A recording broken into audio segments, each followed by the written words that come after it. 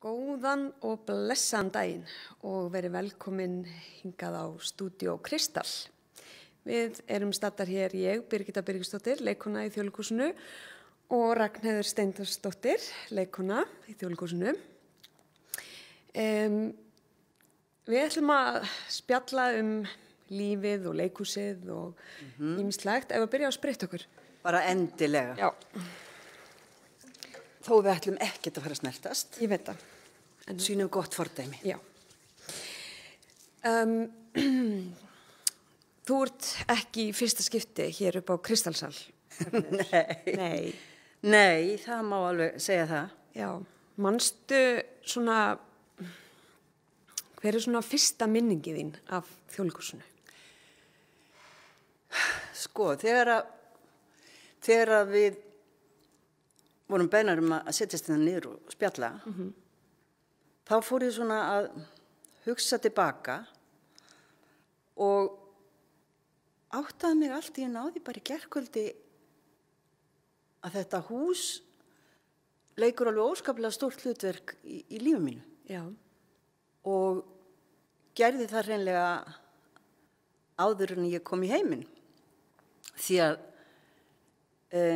eins og fólk veit, þá var Þjóðleikhúsið vígt 1950 á sumardaginn fyrsta og nokkrum árum áður hafði komið til Reykjavíkur ungur maður sem hét Steindór Gísli Hjörleifsson og hann langaði sér lifandis ósköp að verða leikari. Já. Hann var frá Hnífsdal, fyrir vestan og það lá nú ekkert beint við að ætla að fara að verða leikari. Nei. Staðan fyrir að fara á sjóinn. Einmitt. Og hann fór að læra hér hjá Lárusi Pálssyni og vinnaði þetta því að það þurfti salt í grautinn. Og svo var líka kornungsstúlka í Vestmannaeyjum, Margrét Ólafsdóttir, sem að upplifði það að sjá Lárus Pálsson, hann kom til Vestmannaeyja og var með svona upplestra skemmtun og hún heillaðist algjörlega og ákvað að þetta væri það sem hún vildi gera í lífinu. Að verða leikkona. Verða leikkona, verða eins og Lárus. Einmitt. Og hún tók sig upp og fór til Reykjavíkur líka og lærði hjá Lárusi, lærði líka hér í Þjóðleikhússkólanum eftir að hann var stofnaður. Og þetta unga fólk, það hitti hvort annað og þau urðu yfir sig ástfangin og þegar að Þjóðleikhúsið var vígt með pomp og prakt, það voru þau náttúrulega himinsæl yfir að fá að vera þáttakendur í því. Já.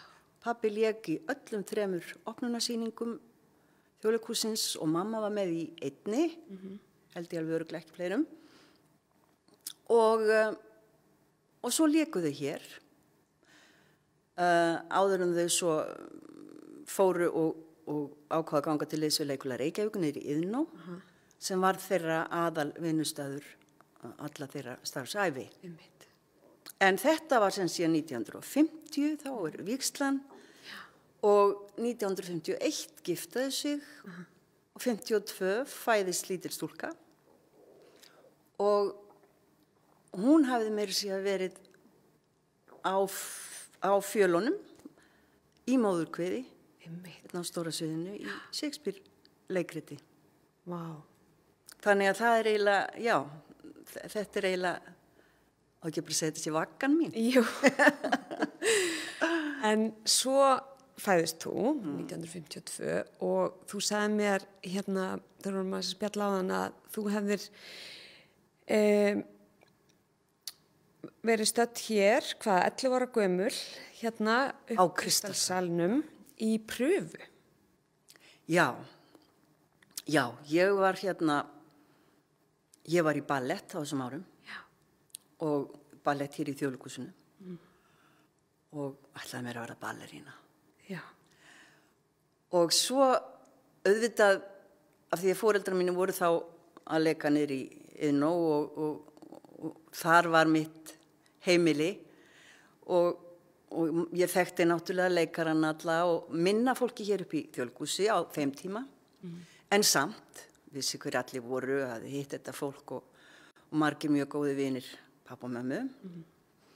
En Clemens Jónsson var að fara að setja upp verk sem hitt Kraftaverkið og fjallaði Helen Keller sem fættist daufdumb og blind og kennslukonna hennar sem opnaði hennar líf og tjáningar möguleika með sínu kerfi. Já. Merkja og snerti kerfi. Og Clemens vildi fá að pröfa mig í hlutverk þessara stúlku. Og pröfan fór fram hér á Kristallsal sem mér fannst náttúrulega eins og ég væri bara í einhverju konungshöll, þetta svo fínt og fallegt hérna. Og mannstu alveg eftir þessu? Ég man eftir þessu, ég man að ég nefnilega átti að Kristbjörg Kjeld lék kennslukonuna. Og hún var með mér í pröfunni og þó ég þekkti hann ekki mjög náið þá vissi ég vel hver hún var og svo var það að gerast í þessari senu sem var notuð í pröfunni að Helen Keller bara lítil stúlka og hún bara missir sig og hún lemur kennslukonuna. Já. Og einhvern veginn þá átti ég bara svolítið erfitt með að fara að berja Kristbjörgu þarna. Og líklega hef ég misst hlutverkið út á það að ég var aðeins og kurteis og tillitssöm við Kristbjörgu. Já. En svo sem fékk hlutverkið gerði það mjög vel. Já. Og meira að segja þá ég mynd á þessa fyrstu stóru höfnun í lífinu, nánast í hver skipti sem ég kem inn í herbergið mitt hérna númer 1. Já. Og vegna þess að það upp á vegg mynd úr þessari sýningu af Kristbjörgu og litlu Helen Keller, sem ég hefði getað leikið. Sem þú hefði getað leikið. En myndirðu kannski segja að höfnunin hafi bara gert þig meira eða sterkari og kannski þá hefur þau fengið meiri vilja til þess að verða leikona eða? Já, ég held að þetta hafi nú ekki kannski haft rosalega mikil áhrif á mig akkurat þarna. Þetta var þetta leiðinlegt en ég hefði alveg viljað gera þetta en ég var svo upptekin í ballettinum og það var bara gaman að lifa. Og ég var búin að leika 7 ára leikið niður í Iðnó sko, í 6 persónuleita höfundar eftir Pirandello sem voru sýndar alveg heila 6 sýningar af niður í Iðnó. Þeir voru svo framsæknir á þessum tíma, voru alltaf að sýna verk sem voru svo ný og framandi að fólk skildi bara ekki til hvað var verið að gera. En þannig að ég var ekki fann að hugsa að verða leikona í rauninni kannski þá, svo var maður að leika í skóla, leikritum og svona. En hvenær þá gerist það? Þegar því nú elstu upp svolítið mikið í leikhúsinu og foreldræðinu báðir leikarar og... Já, það náttúrulega, sko, svo ballerínu draumurinn, hann var fyrir bí, ég veiktist í fótunum og mér var sagt að ég mætti bara ekki vera í þessum ballett. Og það var rosalegt drama. Já. En var mjög til góðs, ég hefði aldrei getið orðið ballerína, ég hef engan karakter í það. Því að, já, ef fólk heldur að það er erfitt að vera leikari, þá er fræðilega erfitt að vera ballerína. Já, einmitt. En þá fór ég held ég að hugsa leikhúsi meira. Já, hvað ertu gömul þarna þegar þetta? Þá ég svona 13. Já. Og hvenær ferðu svo í... Ég var að leika í útvarpinu og svona. Já. Og leik svo niður í Iðnó þegar ég var í stúdentsprófunum. Það var á listahátíð, það var frumsýnt Dóminó eftir Jökul Jakobsson. Og það leik ég stórt hlutverk og hljóp upp í Íþöku og var að lesa og svo hljópi niður í Iðnó og tilbaka. Já. Þannig að, já, þetta... En svo þegar ég orðin stúdent og ætla að fara að læra leiklist, verða leikari, þá bæði Þjóðleikhúsið og Leikfélag Reykjavíkur sem höfðu verið starfræktu leiklistarskóla, bæði leikhúsin. Þá var verið að þrýsta á kröfuna á ríkið að stofna ríkisleiklistarskóla. Já. Og báðir húsaskólarnir sem sé, þeim var lokað og ég var þá ef ég ætlaði að fara að læra þarna, þá var ég bara að fara út fyrir landsteinana og gerði það. Já, einmitt. Hvert fórstu? Ég fór til Englands. Ég var fyrsti íslenski nemandinn í The Bristol Old Vic Theatre School Já, einmitt. sem að síðan, já, nýji leikustjórinn okkar, Magnús Geir, hann læriði þar og ég held meira sé að leikustjórinn Akureyri, Marta Nördal hafi lært þar. Einmitt. Og fleiri Íslendingar og bæði leikarar og leikstjórar og tæknifólk, sýningastjórar. Það voru dásamlega ár. Þetta er hvað, kringu 72? 73 fer ég út. Já. Og var þetta 3 ára nám eða? nei, þetta voru, sko, þeir sem voru yngstir, sem voru 18 ára, þeir voru 3 ár. Já. En þetta var 2 ára nám og þetta var mjög praktískt. Já. Mikið praktískt nám. Það var já, það var ekki verið að spinna mikið eða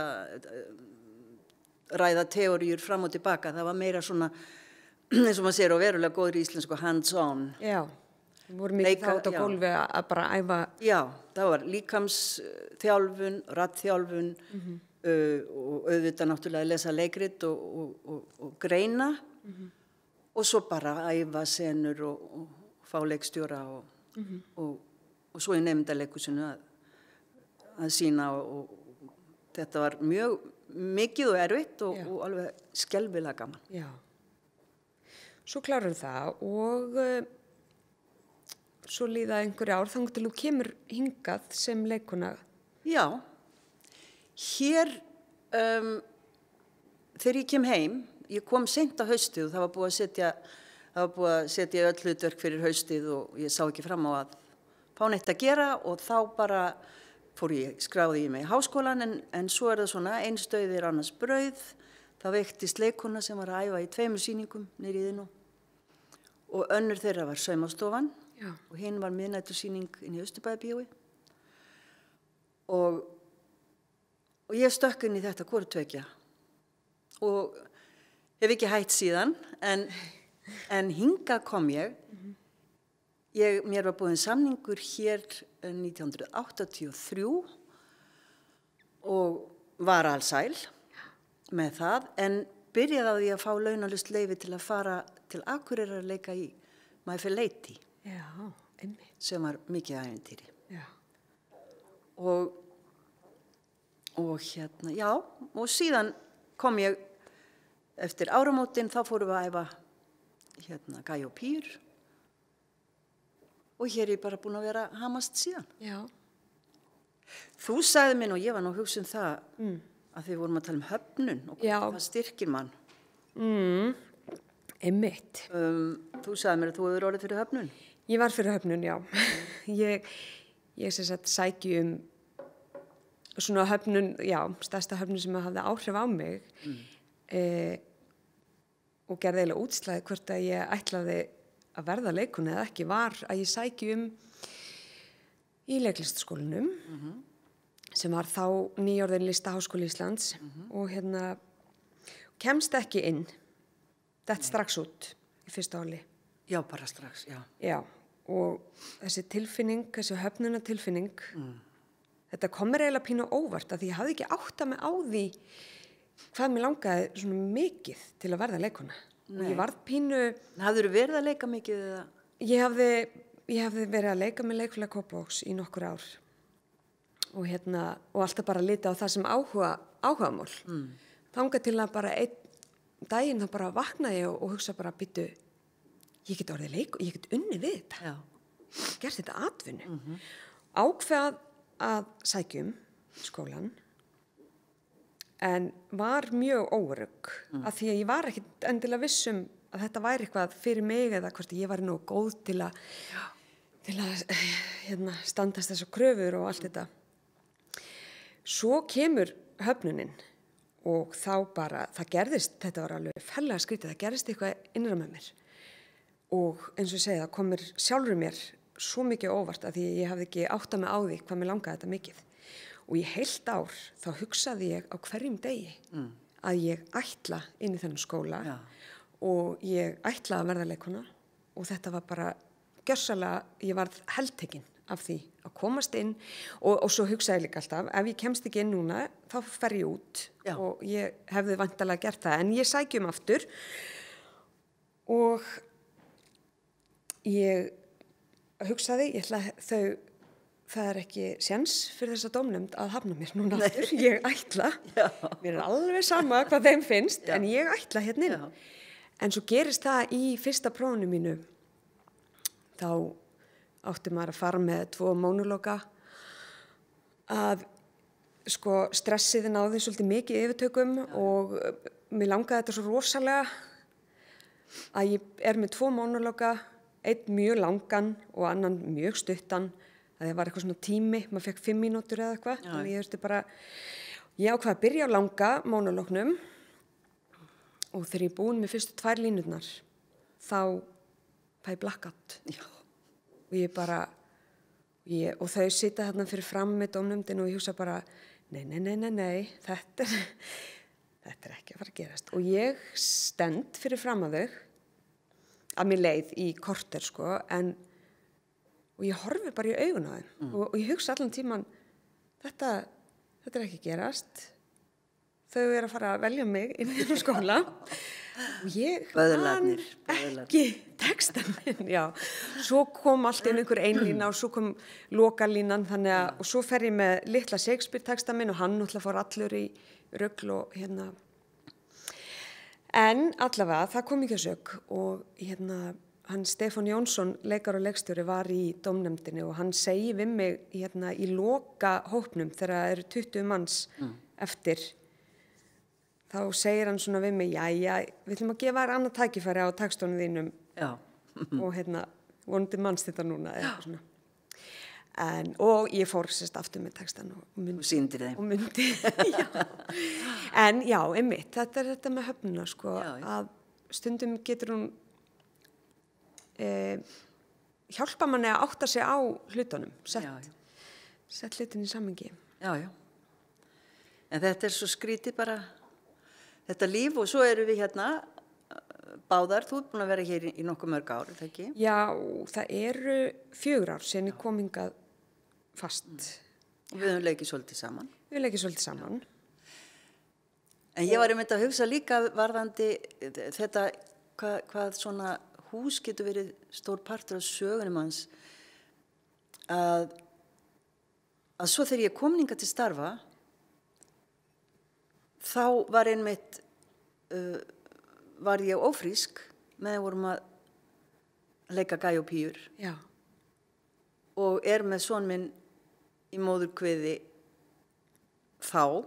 Á sviðinu. Og svo aftur seinna, 5 árum seinna, með dóttur mína. Einmitt. Þegar vorum að leika söngleikin Oliver, þar var ég Nancy. Og þetta var bara, þú veist, og ég hugsaði svo mikið til mömmu. Einmitt. Þið hafa verið í sömu sporum á sviðinu með barnið. Eins og náttúrulega svo margar leikonur hafa gert. Já. En þetta er... En það er ekkit endilega margar leikonur sem hafa upplifað að móðir þeirra stóðu sviðinu með sjálfan þig og svo stendur þú á sviðinu með börnin. Það er örugglega ekkit... En ég misti nærri því rullu út af þessari óléttu. Já. Það voru þættirnir fastiliðinu svo venjulega. Mér langaði að tala um það eins við þig. Við vorum ég var búin að fá hlutverk þar og var óskaplega spennt og svo ég orðin ófrísk og það er náttúrulega dásamlegt, en ég þurfti að hringja í Gísla Rúnar og segja, sorry, ég verðist að bakka út úr þessu, ég orðin ófrísk. Og hann sagði, nei, býtu, við finnum út úr þessu. Og þá var bara bætt við einni setningu, ég held að það hafi nú ekki verið mikið meira, af því að þetta sneri nú þannig að konurnar voru í vinnunni og kallarnir voru heima og við vorum í ábyrgðarstöðunum. Já. Og þá bara var bætt við einhverju setningu það að Indi, maðurinn minn, hefði gleymt að taka pilluna sína. En voru konurnar að ganga með börnin. Já, það var ekki komið svo langt. Já, og ég einmitt oft svolítið spennt vegna þess að ég veit ekki alveg, sko, það væri gaman að sjá þetta núna, sjá hvort að bumban stækkar og minnkar til skiptis eftir sem líður á þættina. Einmitt. Ég hef ekki færið og tekkað á þessu. Nei, Ég mitt sko horfði á í gær, það er hægt að horfa á brot úr þessum þáttum, fastir liður eins og venjulega og þetta voru, eða allavega fyrir mig, sko, svona tímamóta þættir. Já, þetta var mjög vinsælt. Íslensku leiknu efni af því að ég er fædd 1979, þessi þættir koma 1985 og þetta var bara rosalega stór hluti af, eins og ég sagði við það áðan, að ég fekk bara svona minningu að ég satt 6-7 ára með kók í gleri og lindubuff eða eitthvað og að sko... Tímabilið festist í. Já, alveg. En þetta var held ég önnur serían sem var gerð. Það var ein í svart hvítu sem hét Undir sama þaki. Einmitt. Gerist í blokk. Já. Þar lék ég einmitt kærustu Ladda. Já. Og svo gaman á morgun á sína held ég fyrsta þáttin af þáttum sem heita Jarðarförin mín. Einmitt. Þar sem við Laddi fáum aftur að vera kærustu. Þið komið aftur saman. Talandi tengingar og hvað lífið er skrítið. En eru þú og Laddi, hafið þið ekkert leikið saman þá í öll þessi ár? Jú, sko við leikum saman hér á sviðinu í Oliver. Já. Þegar ég er ófríska Margrétinni. Held ég alveg örglega, var það fyrri, nei, það var ábyggilega sú sýning. Og það var einhver önnur sýning sem hann var í líka. Og okkur tókst að rifja þetta upp. En í rauninni myndum við bara eftir þessu. Já, þessu þáttum. Þessu skrýtna kærustuparið þarna úr. En þetta voru þetta sagt, sama serían? Nei, þetta var alveg aðskilið. Já. Af því að sko ég nefnilega kannast myndi ekkit eftir þeim þáttum. Ég hef aldrei bara heyrt. Þeir eru fyrir þína tíð. Þeir eru fyrir mín. Ljúfan. Erum við ekki farnar að synda upp á náðina með tíman? Erum við ekki farnar að bladra of mikið? Heyrðu, það er rétt. Mér fannst við hafi verið í svona 10 mínútur. Já. Vá. Heldur verið komið og... Já, það geti verið. Heyrðu, já. Gott að þú leist á klukkuna því ég hefði bara getað setið hérna í allan dag. Ég líka, ég er alveg til í það. Og heyra fleiri sögur. Sömuleiðis. Já, hérna, tími liður. Já. Ef þú ekki bara þakka fyrir okkur. Jú, og bara segja, er það ekki tækifæri eitthvað núna til að segja fólk gleðilega páska? Gleðilega páska. Njótið þess að vera heima páskana. Og spritt ykkur. Og borða mikið af súkkulaði. Já, og alls konar. Já. Takk fyrir spjallið. Takk sömuleiðis.